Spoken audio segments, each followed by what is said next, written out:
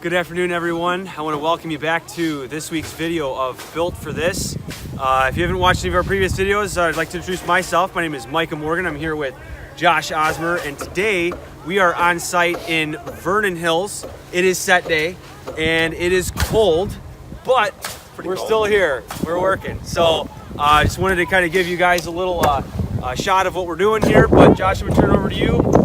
Just tell us a little bit about where we're at today and a little bit about the house that we're building.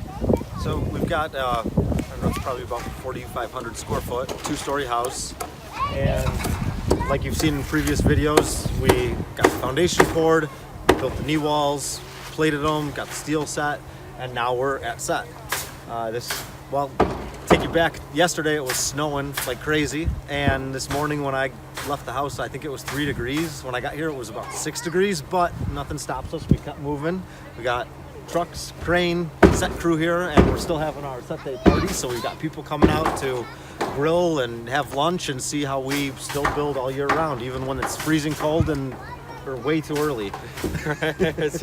So again, there's no bad time to be doing this. I mean, we work in all seasons. You know, this is really a winter build, even though it's mid-November. We have snow, It's cold, Right. Still have the party going on.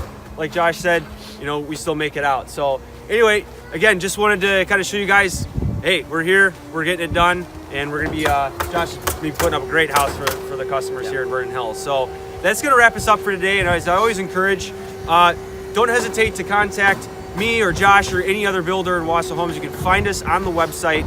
We're always more than willing and able to talk to you about building your dream home, even if it's 10 degrees mid-November with snow on the ground. That's what we're here for. So anyway, that'll wrap us up for this week.